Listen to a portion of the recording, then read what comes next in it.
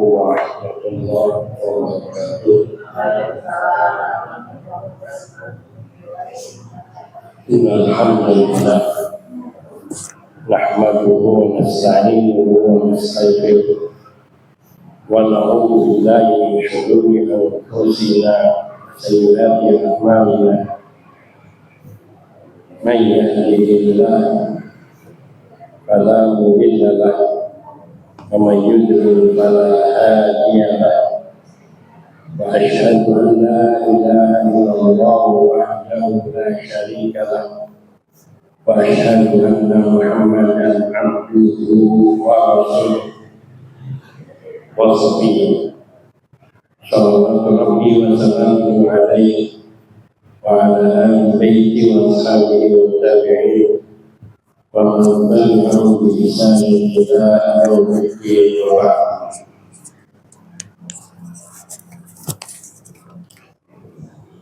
Al-ummahat wal akhawat a'azzani Allah wa iyyakunna jami'an wa rahimani wa rahimakum. Kita memasuki masih di dalam pembahasan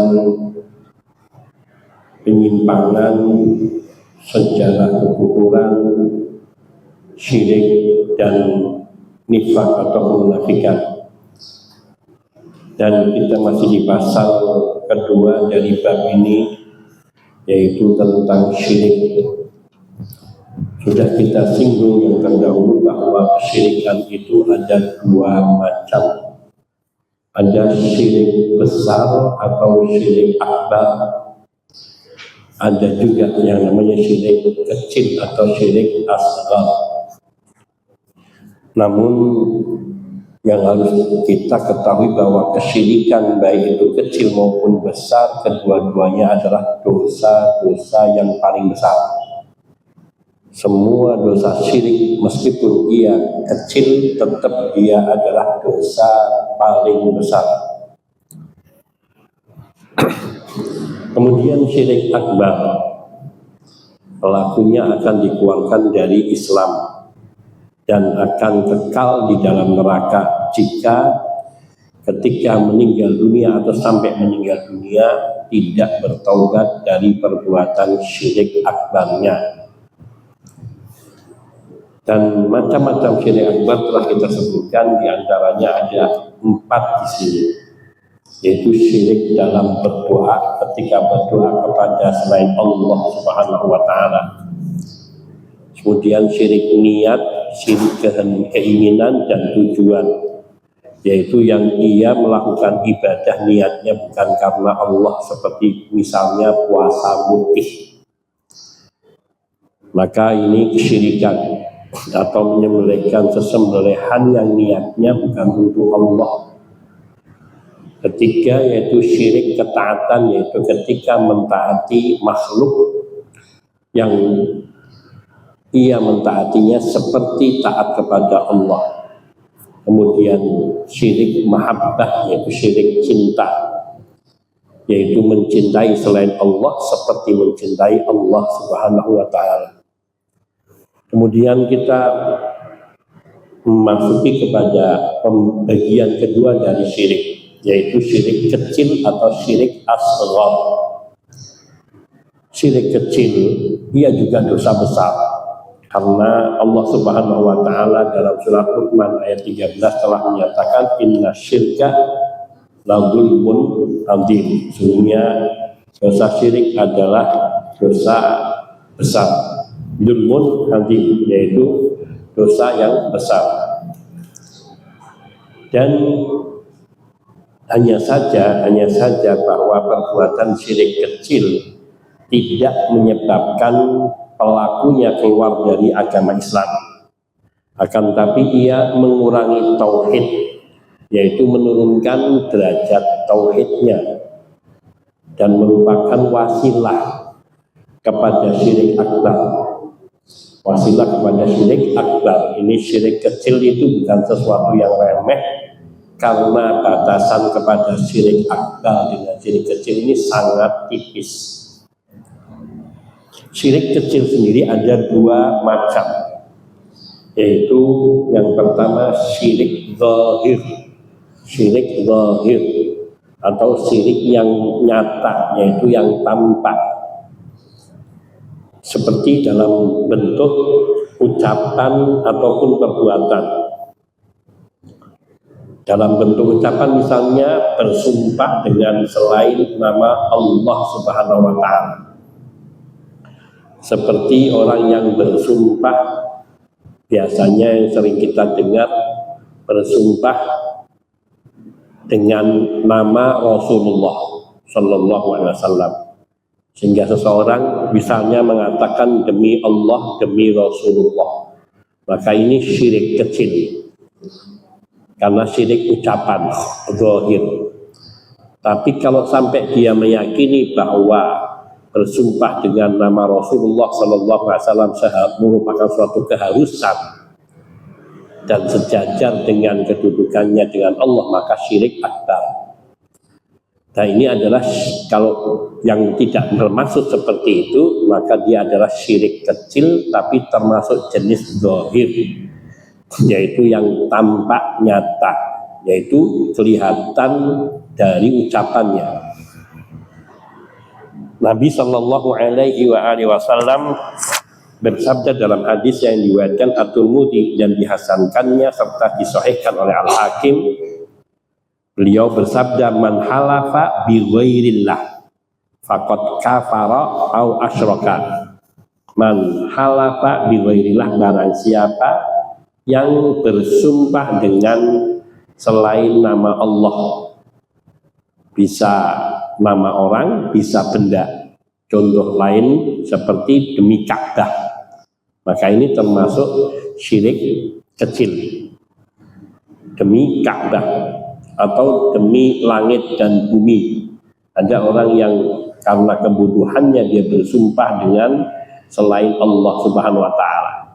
Ada yang karena beranggapan bahwa Allah sendiri bersumpah dengan langit, bersumpah dengan waktu sore, waktu pagi, siang, malam, dan seterusnya.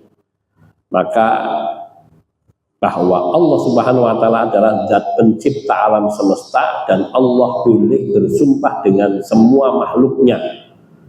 Allah boleh bersumpah dengan semua makhluknya, sebagaimana Allah juga boleh bersumpah dengan dirinya, boleh bersumpah dengan nama dirinya. Wala wa rabbika, fala wa rabbika, maka demi Tuhanmu wahai Muhammad Sallallahu Alaihi Wasallam. Ini yang bersumpah Allah dengan nama dirinya, dengan dirinya. Nah ini salah satu contoh bersumpah dengan selain Allah adalah bersumpah dengan nama-nama atau benda-benda atau sesuatu selain Allah Subhanahu wa Ta'ala. Dan ini hukumnya kata Nabi, faqad kafara au asyraka, maka ia telah berbuat kufur atau syirik. Yang dimaksudkan kufur dan syirik di sini kufur kecil atau syirik kecil. Sebagian ulama menerangkan kata-kata au dalam hadis ini adalah keraguan dari perawi, yaitu salah satu dari perawi hadis ini lupa apakah perawi sebelumnya menyebutkan kafara saja atau asyraka, sehingga dia mengatakan man halafa bi ghairillah faqad kafara au asyraka. Maknanya barang siapa yang bersumpah dengan selain nama Allah, maka sungguh dia telah kufur, atau mungkin yang dimaksudkan telah syirik. Nah, seperti itu maksudnya, yaitu ada keraguan dari perawi hadis ini, salah satu perawinya. Kemudian termasuk di dalam makna bersumpah atau bermakna termasuk syirik kecil, yaitu syirik ucapan, yaitu ucapan seseorang Masya Allah wa syi'ta, atas kehendak Allah dan kehendakmu, Masya Allah wa syi'ta. Kata-kata ini Ibnu Abbas radhiyallahu ta'ala menyebutkan, yakni dalam sebuah riwayat yang diriwayatkan oleh Imam An-Nasai. Beliau berkata, lamma qala lahu rajulun Masya Allah wa syi'ta faqala aj'altani lillahi niddan. Ketika ada seseorang yang berkata kepada Nabi Sallallahu Alaihi Wasallam, mengatakan Masya Allah wa syi'ta, atas kehendak Allah dan kehendakmu, Maka Nabi Shallallahu Alaihi Wasallam langsung mengatakan, aja'altani lillahi niddan. Apakah engkau hendak menjadikan diriku sebagai sekutu bagi Allah? Apakah engkau hendak menjadikan diriku sebagai tandingan bagi Allah? Qul masya Allah wahdah, katakanlah hanya atas kehendak Allah saja. Di sini bahwa ucapan hanya sekedar masya Allah wa syi'ta saja menggunakan huruf wawu pada masya Allah, kata sambungnya dengan menggunakan dan, atas kehendak Allah dan kehendakmu, itu sudah berarti menyamakan Nabi Shallallahu Alaihi Wasallam dengan Allah Subhanahu Wa Taala. Dan ini termasuk pula ucapan kalau bukan karena Allah dan engkau, atau kalau bukan karena Allah dan si fulan, tentulah aku sudah begini dan begitu. Maka ini juga termasuk syirik dalam ucapan. Syirik dalam ucapan, dan ini termasuk kategori syirik zahir, yaitu nyata, jelas, dapat didengar atau dilihat, dalam hal ini dapat didengar. Yang harusnya masya Allah summa fulan, walaulallah summa fulan, kita hanya boleh mengatakan masya Allah wahdah atau masya Allah summa fulan, atas kehendak Allah, kemudian atas kehendakmu. Di sini kata-kata wa dan summa itu memiliki pengaruh besar di dalam masalah akidah. Kata wa menunjukkan maka atas kehendak Allah dan kehendakmu, karena kata wa itu taswiyatul syai'ain, yaitu kata wa itu menyamakan dua yang disebut. Maknanya antara Allah dan Nabi Shallallahu Alaihi Wasallam dalam ucapan masya Allah wa syi'ta itu sejajar. Ibaratnya contoh begini, Ahmad dan Ali datang ke rumah. Ini menunjukkan apa? Bahwa Ahmad dan Ali sejajar berbarengan, datangnya berbarengan, maka sama. Tapi kalau dikatakan summa Ahmad summa Ali, Ahmad kemudian Ali datang ke rumah, maka ini mengisyaratkan bahwa yang pertama kali datang adalah Ahmad, baru kemudian Ali, yang menunjukkan bahwa ada jeda, ada tingkatan yang berbeda, yakni tidak sama. Maka demikian itu pernyataan masya Allah summa fulan ini tidak menjatuhkan kepada kesyirikan dalam ucapan, yaitu tidak menyatakan bahwa Allah dan Nabi sama. Akan tapi Allah lah penentu dalam kehendak. Masya Allah, Allah yang menentukan dalam kehendak. Summa syi'ta, kemudian apa yang engkau kehendaki. Summa anta, kemudian kehendakmu. Maknanya kehendak Nabi Shallallahu Alaihi Wasallam mengikuti kehendak Allah Subhanahu Wa Taala, tidak menyamakan. Sama dengan ucapan laulallah walaulallah summa fulan. Kalaulah bukan karena Allah kemudian karena si fulan, yaitu ketika kita hendak mengucapkan terima kasih atau bersyukur kepada seorang yang telah membantunya di saat tidak ada yang memberikan pertolongan kecuali orang ini, atau di saat itu yang waktu itu yang datang dan menolong dirinya adalah orang ini, maka tidak boleh kita mengatakan untung ada kamu, untung kamu datang, karena hal ini menyebabkan seolah-olah hanya dia yang menolong dan menjadikan sebab dirinya selamat. Tapi tadi laulallah summa fulan atau laulallah summa anta, kalau bukan karena pertolongan Allah kemudian engkau, yakni maknanya bahwa seseorang itu dijadikan sebagai perantara oleh Allah dalam rangka Allah menyelamatkan hambanya. Di sini pengaruhnya besar. Maka dikatakan kata summa atau yang berarti kemudian menunjukkan tertib berurut yang berarti menjadikan kehendak hamba mengikuti kehendak Allah Subhanahu wa taala. Ini sebagaimana firman Allah Subhanahu wa taala yang Allah sebutkan dalam surat At-Takwir ayat 29 ayat terakhir. Wa ma tasya'una illa ayyasha Allahu rabbul alamin. Dan kamu tidak dapat menghendaki sesuatu kecuali apabila dikehendaki oleh Allah Rabb semesta alam. Wa ma tasya'una, dan tidaklah kamu dapat berkehendak illa ayyasha Allahu rabbul alamin, kecuali bila Allah berkehendak, Tuhan semesta alam.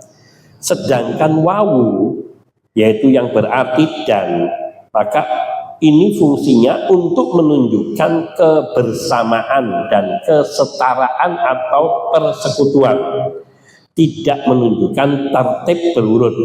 Nah, termasuk dalam larangan ini adalah ucapan tidak ada penolong bagiku kecuali Allah dan engkau.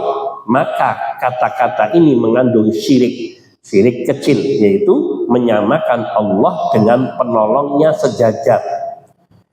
Ini adalah atas berkah Allah dan berkahmu. Ini juga serupa bentuk kesyirikan dalam pelafalan. Syirik termasuk syirik kecil, tapi bisa menyeret kepada syirik besar bila yang dimaksudkan adalah semacam Syekh Abdul Qadir Al-Jailani atau Syekh Fulan atau Rasulullah, maka ini bisa jatuh kepada syirik akbar.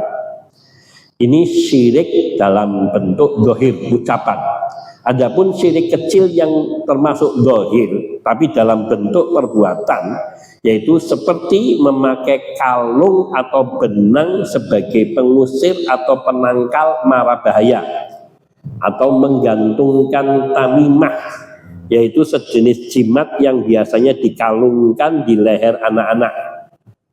Ini kadang-kadang ada kalung yang kemudian kalau orang Jawa nyebutnya mungkin suwuk, yaitu yang dijadikan sebagai suwuk, dikalungkan di leher. Anak ini rewel supaya nggak diganggu, maka dikalungin suwuk semacam itu. Ini kalau itu bukan ayat-ayat Quran ataupun bukan doa-doa, maka itu termasuk syirik tadi, syirik kecil.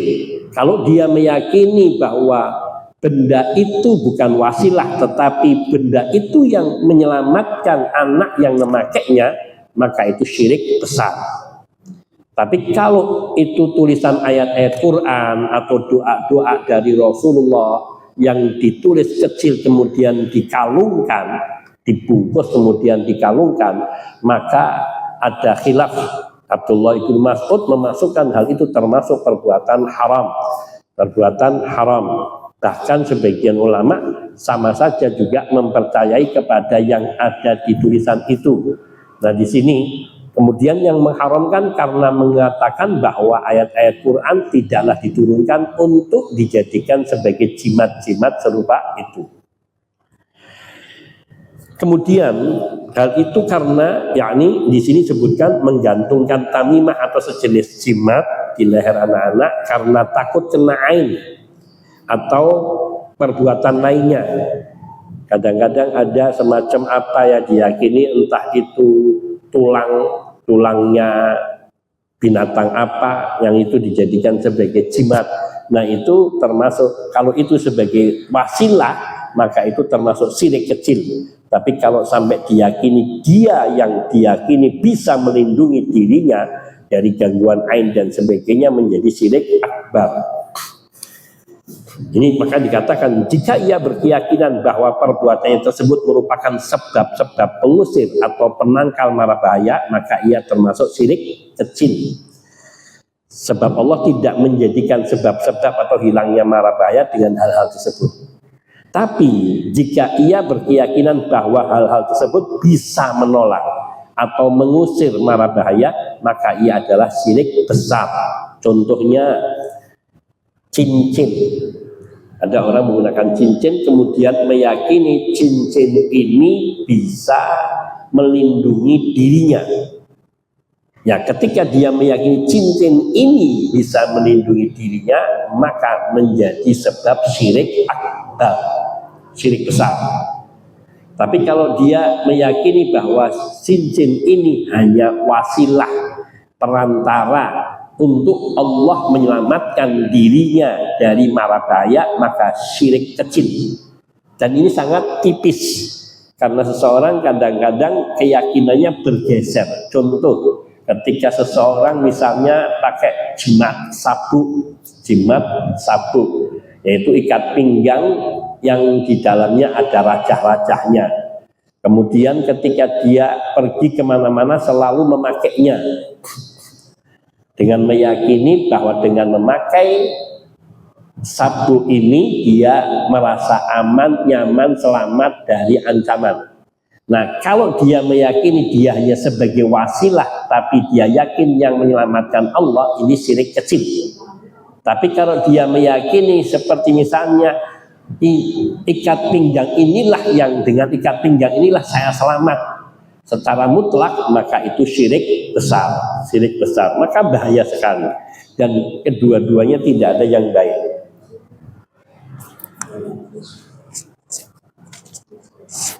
Karena ia berarti menggantungkan diri kepada selain Allah Subhanahu wa taala. Kemudian itu tadi syirik zahir, syirik yang nyata. Sekarang syirik yang khafi, yaitu syirik tersembunyi atau yang tidak tampak baik oleh mata ataupun tidak terdengar oleh telinga ataupun tidak terlihat. Maka ini syirik khafi. Syirik khafi yaitu biasanya tersembunyi dalam keinginan atau kehendak dan niat, seperti orang yang ingin dipuji atau riya dan ingin didengar atau sum'ah, ingin dipuji dengan perbuatannya, maka ini riya, yaitu orang yang memamerkan amal solehnya dengan tujuan supaya dipuji. Kalau sum'ah yaitu dia melakukan amal perbuatan yang tidak dilihat tetapi didengar. Seperti misalnya membaca Al-Quran dengan dilantunkan secara indah, yang hatinya, ini kaitannya dengan hati karena membedakannya hanya Allah yang tahu. Yang hatinya keinginannya supaya dipuji orang, maka perbuatan ini namanya perbuatan sum'ah, yaitu melakukan sesuatu yang didengar supaya dipuji, meskipun juga mengandung riya, yaitu dia pamer bacaan. Atau juga termasuk sum'ah, yaitu orang yang beribadah secara tersembunyi, dia ibadahnya sembunyi, nggak ada yang tahu, tapi kemudian dia ceritakan, seperti misalnya seseorang mengatakan, saya agak ngantuk ini karena semalam saya tahajud. Nah, ini menceritakan tahajud semalam, kalau hatinya bermaksud supaya diketahui oleh orang lain, maka ini termasuk sum'ah, yang itu juga sama kedudukannya dengan riya, yaitu menginginkan pujian. Nah, seperti melakukan suatu amal tertentu untuk mendekatkan diri kepada Allah, tapi tujuannya mendapatkan pujian manusia. Nah, ini riya. Misalnya di sini sebutkan membaguskan sholat atau bersedekah agar dipuji dan disanjung dengannya. Tapi ini kembali kepada niat. Maka di sini bagaimana seseorang itu berniat di dalam amalannya, maka itu yang menentukan amalan itu riya atau tidak. Kalau seseorang ia sholat membaguskan sholatnya karena ingin mengkhusyukkan sholatnya karena Allah, maka itu sesuatu yang diperintahkan dan bukan termasuk riya. Riyanya di sini karena keinginan tadi, niat. Yang inilah yang termasuk syirik khafi, syirik tersembunyi di dalam niat. Atau di sini contoh sum'ah, ia melafalkan dzikir dan memperindah suaranya dalam bacaan Al-Quran agar didengar orang lain sehingga mereka menyanjung dan memujinya. Ini juga termasuk kategori sum'ah, yaitu masuk ke dalam makna memperdengarkan amal baiknya kepada orang lain dengan tujuan mendapatkan pujian, sanjungan itu. Jika riya itu mencampuri niat suatu amal, maka amal itu menjadi tertolak. Artinya bila riya itu sejak awal diniatkan sebagai amalannya diniatkan supaya dipuji, maka amalan itu sama sekali tidak dapat pahala. Seperti contoh dia ketika sholat membaguskan sholatnya, mengkhusyuk-khusyukkan sholatnya karena ingin dipuji oleh orang-orang yang di sekitarnya, maka sholatnya tidak diterima. Sholatnya tidak diterima. Atau seperti tadi orang itu berzikir dengan memperdengarkan zikirnya, subhanallah, subhanallah, subhanallah misalnya, dan sengaja dia melakukan itu supaya orang lain tahu bahwa dia berzikir dan memujinya, maka dia termasuk ditolak amalannya. Amalannya tidak diterima karena termasuk itu ke dalam makna sum'ah, dan itu berdosa, tidak hanya sekedar tidak diterima, tapi berdosa karena dosa syirik itu tidak diampuni oleh Allah Subhanahu wa Ta'ala. Maka dari itu ikhlas dalam beramal adalah salah satu syarat diterimanya amalan. Syarat diterimanya amalan itu apa? Dua hal yang terpokoknya, yaitu ikhlas karena Allah Subhanahu wa Ta'ala. Yang kedua, ia melakukannya sesuai dengan ajaran dan tuntunan Rasulullah Sallallahu Alaihi Wasallam. Allah Subhanahu wa Ta'ala berfirman dalam surat Al-Kahfi ayat 110, "Faman kana yarju liqa'a rabbih falyamal 'amalan shalihan wa la yusyrik bi'ibadati rabbih ahada." Faman kana yarju liqa'a rabbih, maka barang siapa yang mengharapkan perjumpaannya dengan Allah Rabbnya, falyamal amalan sholihan, maka hendaklah ia mengerjakan amal soleh. Amal soleh di sini adalah yang sesuai tuntunan Rasul Sallallahu Alaihi Wasallam. Wala yusyrik bi ibadati rabbih ahada, dan tidak mempersekutukan seseorang pun dalam beribadah kepada Rabbnya. Ini termasuk keikhlasan. Jadi amalan itu untuk diterima oleh Allah, barang siapa yang mengharapkan, yakni mengharapkan ibadahnya diterima oleh Allah, maka hendaknya ia mengamalkan karena Allah dan sesuai dengan tuntunan Rasulullah Sallallahu Alaihi Wasallam.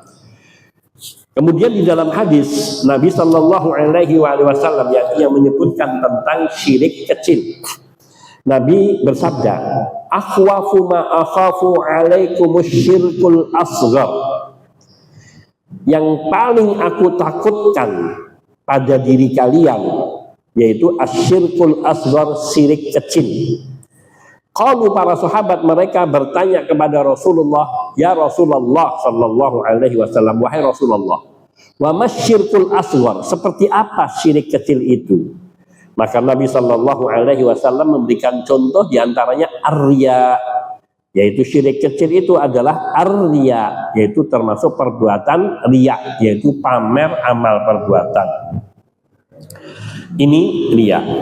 Termasuk di dalamnya adalah motivasi amal untuk kepentingan duniawi.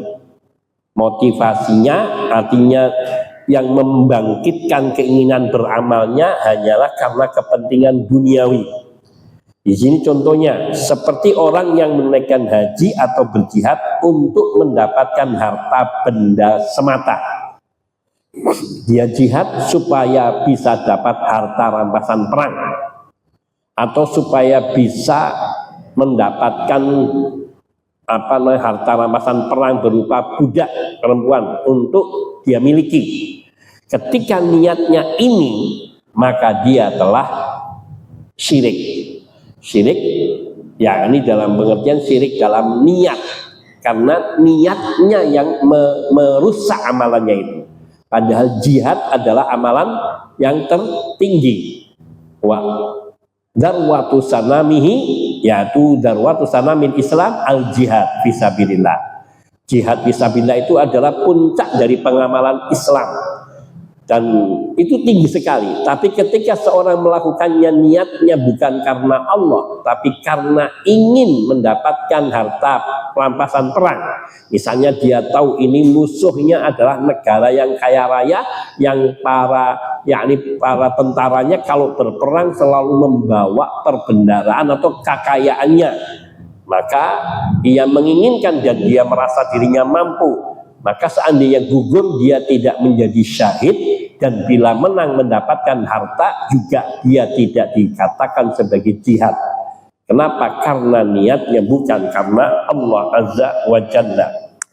Atau tadi menaikkan ibadah haji, dia niatnya bukan untuk mendapatkan keridhaan dari Allah Azza wa Jalla supaya hajinya mabrur, tapi dia niatnya dari awal adalah ingin memperdagangkan barang dagangan. Misalnya dia punya cincin batu yang harganya mahal, yang di sana dikenal ada orang-orang Arab yang sangat senang dengan batu-batu mahal serupa itu.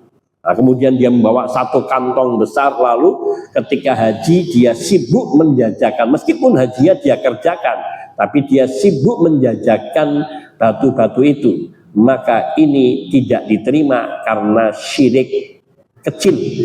Ibadah hajinya tidak diterima dan dia berdosa, tetapi tidak sampai keluar dari Islamnya, karena dia niatnya adalah untuk duniawi, niatnya untuk mencari kekayaan.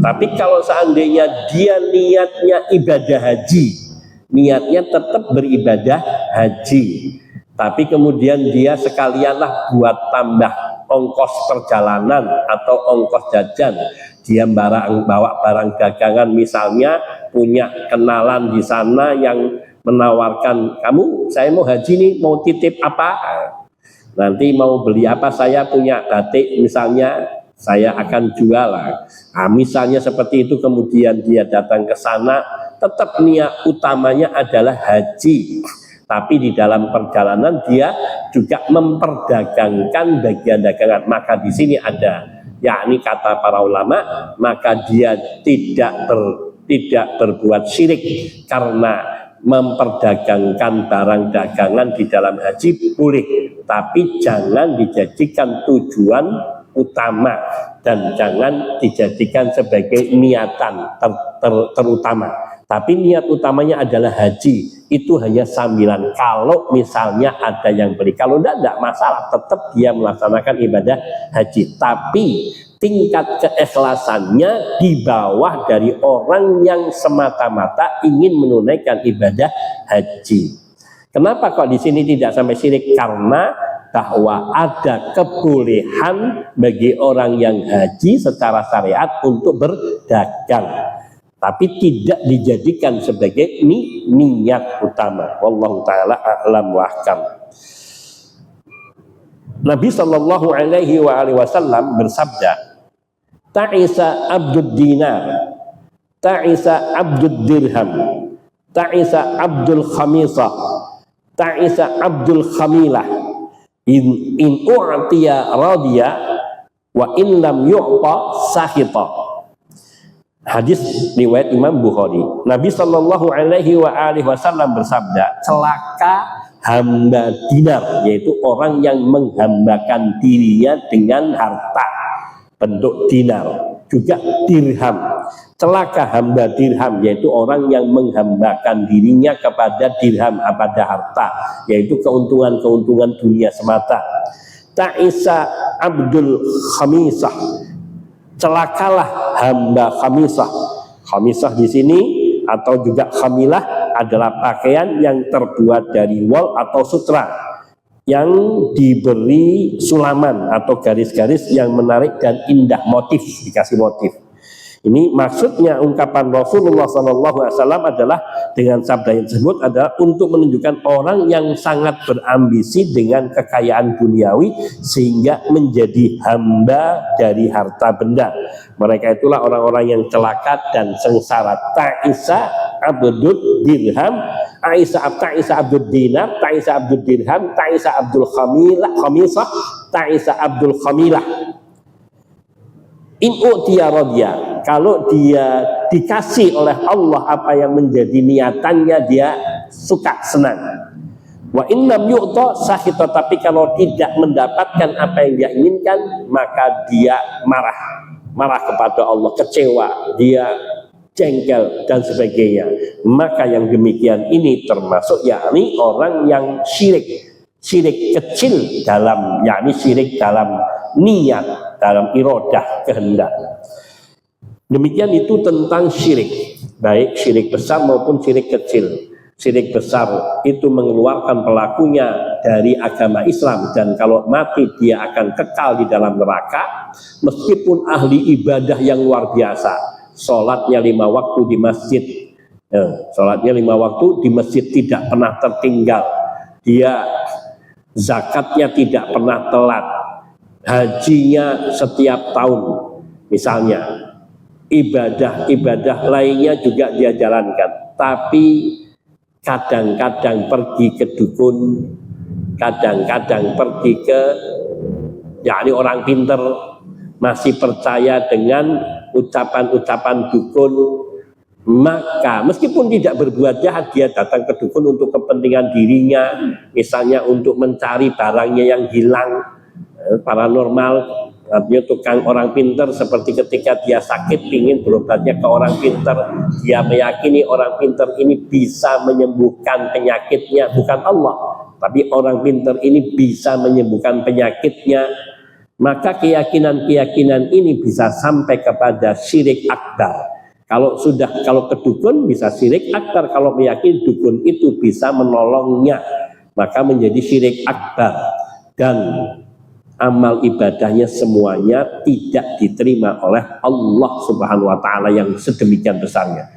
Bahkan dia nyantuni anak yatim, bahkan dia ikut wakaf pembangunan masjid atau pesantren, semua itu sirna hanya karena perbuatan syirik akbar. Kalau syirik kecil, maka yaitu perbuatannya yang dicampuri dengan kesyirikan kecil, maka tidak diterima oleh Allah Subhanahu wa Ta'ala. Sebagaimana telah disebutkan, syirik kecil itu tidak sampai menyebabkan pelakunya keluar dari Islam, tetapi menghapuskan amalan yang dikerjakannya, yakni tidak diterima, dan dia berdosa.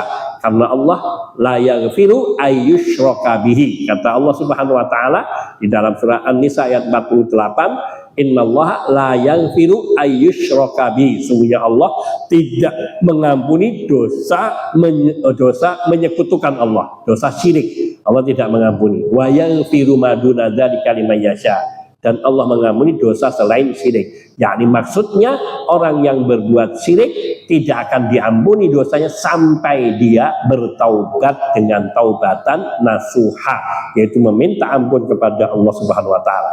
Dan syirik kecil sebagaimana tadi saya sebutkan, yaitu ada 2 macam, 2 jenis, ada yang nyata atau zahir dan ada yang tersembunyi. Yang nyata bisa berupa ucapan atau perbuatan, kalau yang tersembunyi berupa niat atau keinginan atau kehendak atau motivasi tertingginya di dalam beribadah karena kepentingan dunia, maka ini menjadi syirik. Hadza wallahu ta'ala alam. Kita memasuki pasal ketiga, atau ada pertanyaan? Kalau tidak, kita masuk ke pasal 3, bab atau pasal tentang kufur atau kekafiran. Kita masuk ke definisi dulu. Kufur secara bahasa artinya menutupi. Kata kafara itu artinya khomara atau menutupi, sataro. Sedangkan menurut syarak, yaitu menurut syariat, kata kufur itu adalah tidak beriman kepada Allah dan kepada Rasul Sallallahu Alaihi Wasallam, baik cara tidak berimannya dengan mendustakannya ataupun tidak mendustakannya. Dia tidak beriman kepada Allah, tidak beriman kepada Rasulullah Sallallahu Alaihi Wasallam, maka dia telah kafir.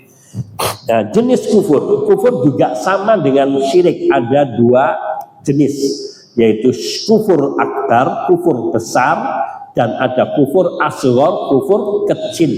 Kalau kufur akbar, yaitu kufur besar, maka orang itu keluar dari Islam atau bukan Islam lagi, bukan Muslim lagi. Kalau kufur kecil, dia melakukan perbuatan dosa yang sepatutnya hanya dilakukan oleh orang kafir. Dia termasuk dosa besar, tetapi tidak sampai keluar daripada Islamnya.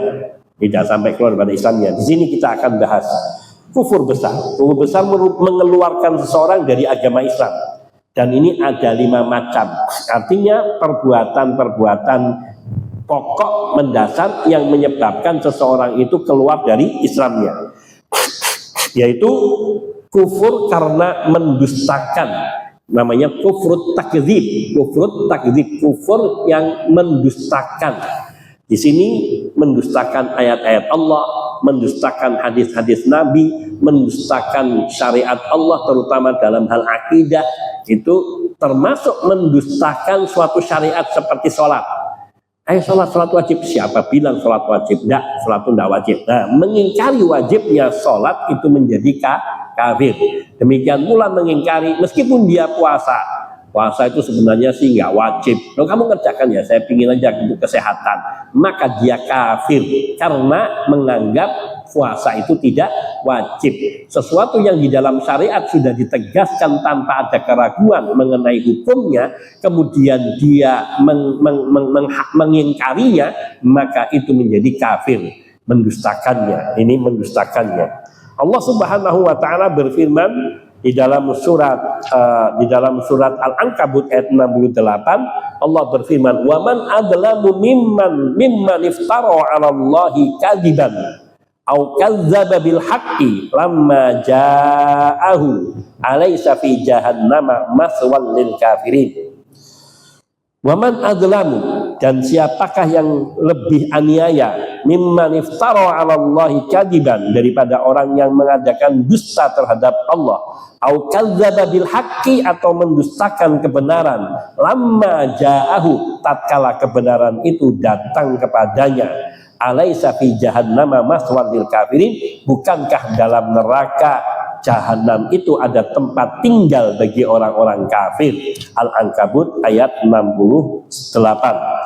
Kata waman adlan dalam tafsir disebutkan maknanya, dan tidak ada yang lebih zalim daripada orang yang mengada-adakan dusta terhadap Allah, atau orang yang mendustakan kebenaran tatkala yang hak atau kebenaran itu datang kepadanya.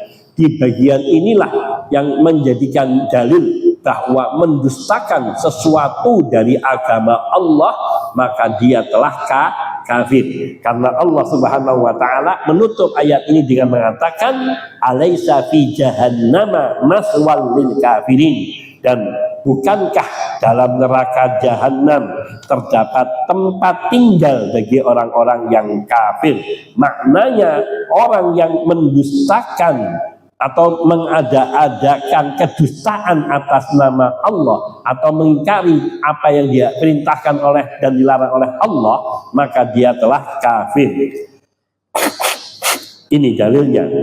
Kedua, kufur, yang pertama kufur karena mendustakan, yang kedua kufur karena enggan dan sombong, namanya kufrul ibaah wal istikbar. Kufrul ibaah wal istikbar, yaitu kufur karena enggan, menolak, dan juga karena sombong. Padahal mengakui bahwa itu benar. Padahal dia mengakui, membenarkan bahwa perbuatan itu benar, tapi dia enggan, sombong. Kenapa tidak mau puasa? Puasa kan wajib. Tidak apa-apa, biar aja. Untuk apa puasa?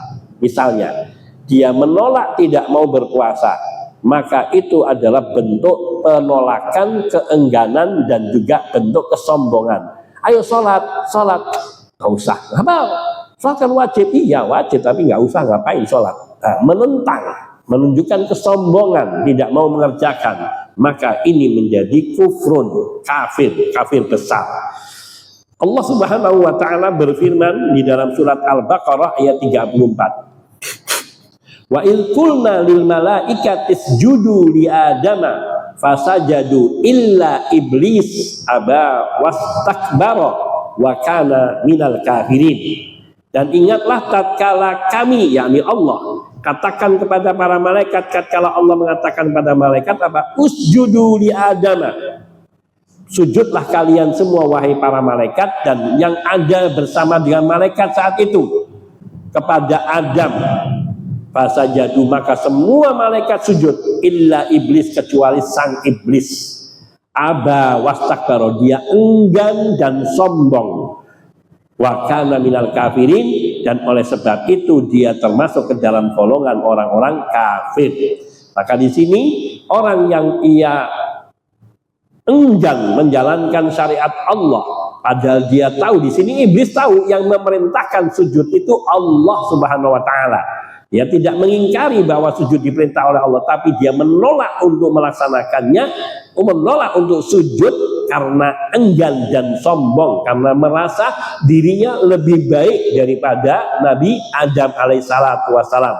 Seperti yang iblis katakan di ayat yang lain, asjudu liman khalaqta tina. Apakah aku harus sujud kepada makhluk yang engkau ciptakan dari tanah? Nah, ini alasan kesombongan iblis, alasan iblis tidak mau bersujud kepada Nabi Adam karena merasa dirinya lebih baik daripada Nabi Adam alaihissalatu wassalam. Dan ayat-ayat yang serupa banyak disebutkan di dalam Al-Quran. Tapi ayat ini sudah menegaskan bahwa orang yang enggan melaksanakan perintah Allah padahal tahu itu wajib, enggan dalam pengertian menolak, tidak mau, dan sombong, maka dia telah kafir, termasuk kufrul ibaah wal istikbar. Kufur ibaah dari kata-kata aba ya'ba ibaatan, istakbaro yastakbiru istikbaron. Ini jenis kedua.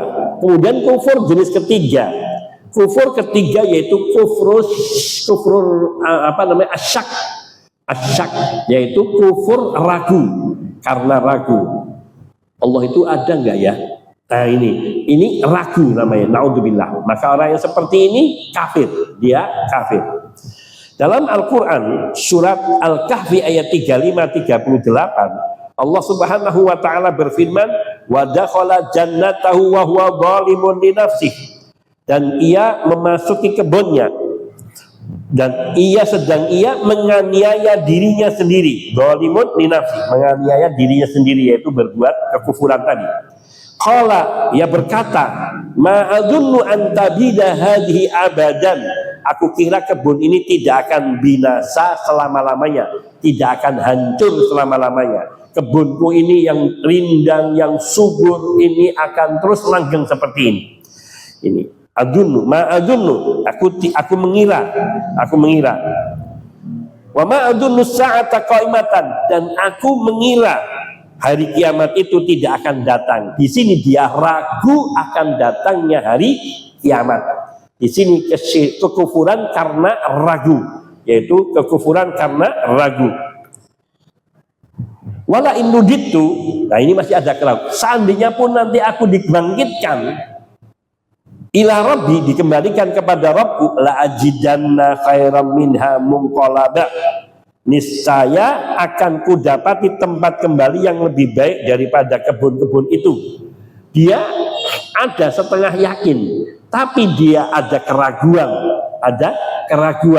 Karena apa? Dia mengatakan ma'adzunnu sa'ata qaimatan.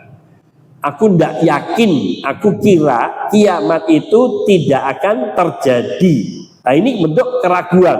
Dan disinilah kekufuran seseorang yang meragukan sesuatu yang sudah jelas dalilnya dari Al-Quran maupun Sunnah Rasul Sallallahu Alaihi Wasallam. Apalagi dia mengatakan sehingga adanya itu bukan husnudon, tapi dia adanya dengan kesombongan.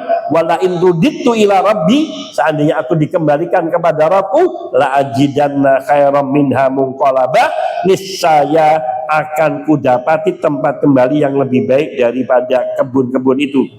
Maka berkata sahabatnya yang bersama dengannya, qala lahu sahibuhu, berkata sahabatnya kepadanya, wa huwa yuhawiruhu, yang saat itu mereka sedang bercakap-cakap dengannya, akafarta billadzi khalaqaka min turab. Nah, di sini katakan, apakah engkau kafir kepada Rabb yang telah menciptakan kamu dari tanah? Summa min nutfatin summa sawwaka rajula. Kemudian dari tanah itu Allah menjadikan, yakni menjadikan dirimu dari setetes air mani. Summa sawwaka rajula, kemudian Allah menjadikan kamu seorang laki-laki yang sempurna. Lakinna huwallahu rabbi wala usyriku bi rabbi ahada. Akan tetapi aku percaya bahwa dialah Allah Rabbku dan aku tidak menyekutukannya dengan sesuatu pun. Di sini ada dialog antara dua orang, yang satu ragu dengan adanya hari kiamat. Orang yang ragu dengan adanya hari kiamat.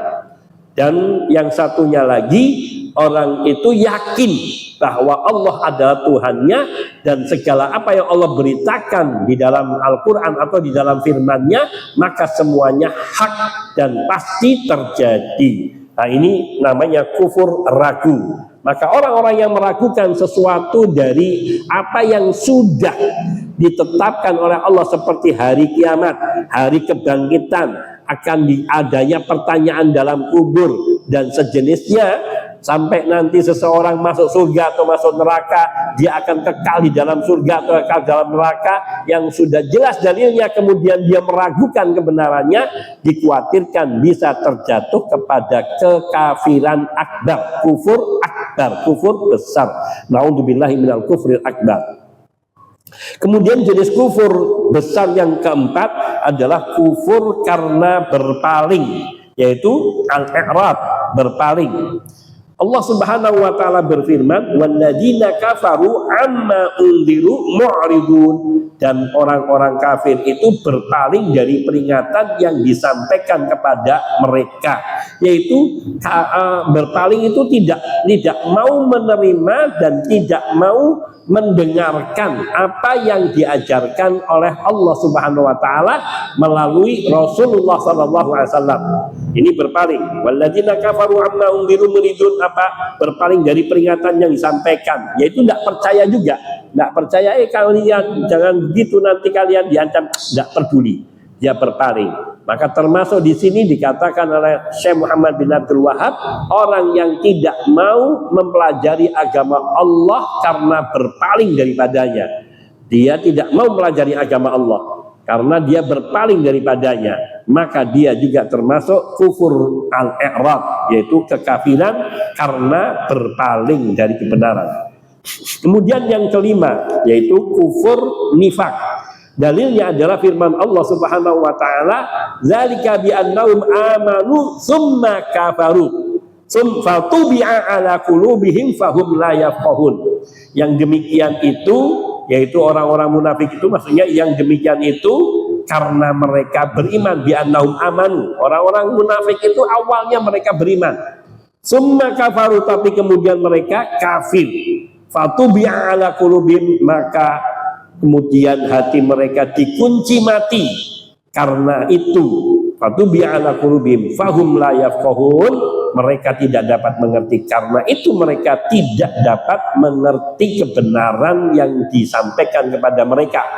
Mereka ini dikunci mati hatinya, sehingga ketika dijelaskan dengan berbagai macam dalil dari Al-Quran maupun hadis, tidak percaya. Ini banyak orang-orang yang seperti itu, yang zaman ini karena terlalu mengandalkan akal pikirannya. Dia menganggap akalnya mampu mencapai kebenaran, sehingga akhirnya dia baca buku sana sini, kemudian timbullah keraguan, sampai keraguan akan kenabian Nabi Muhammad sallallahu alaihi wasallam, atau meragukan kebenaran Al-Quran, atau meragukan hadis-hadis dari Nabi sallallahu alaihi wasallam, dan sebagainya. Kalaulah ia tidak segera kembali kepada Allah dengan meminta petunjuk kepada Allah, kemudian mengimani Al-Quran, mengimani Rasulullah sallallahu alaihi wasallam, mengimani hadis-hadis Nabi yang mulia, maka dia tidak akan terselamatkan. Wal'iyadu billah. Inilah yaitu 5 macam kufur, 5 macam kekafiran. Nah, itu saya ulangi, tegaskan simpulannya: kufur karena mendustakan Allah, takdzib, itu kufur besar. Kufur karena idah, karena enggan, menolak, dan karena sombong, menolak dan sombong, maka ini kufur besar. Meskipun dia mengakui bahwa itu benar. Ayo sholat, tidak mau. Sholat itu wajib, dia tahu tapi tidak mau. Nah, ini iba, menolak, enggan. Maka seperti perintah Allah kepada para malaikat untuk sujud kepada Nabi Adam, kemudian iblis menolak, aba, wastakbaru, karena sombong, tidak mau sujud kepada Nabi Adam. Demikian pula orang yang tidak mau tunduk karena sombong, ada tunduk kepada syariat karena sombong, maka dia juga kafir ibaah dan kafir istikbar, sombong dan menolak. Kemudian yang ketiga, kafir ragu. Kafir karena ragu, meragukan akan adanya hari akhir, meragukan adanya pahala, meragukan dan seterusnya yang sudah ada dalilnya. Maka ini kufur karena meragukan. Yang keempat yaitu kufur karena berpaling atau i'rad, yaitu orang-orang yang mereka berpaling dari peringatan-peringatan yang telah disampaikan kepada mereka. Kemudian yang kelima yaitu kufur munafik. Artinya orang munafik itu kalau munafiknya akbar, dia kafir. Sehingga nanti ada bahasan kita yaitu tentang kemunafikan. Nah, kemunafikan ini termasuk kafir kalau akbar, meskipun ada yang kecil.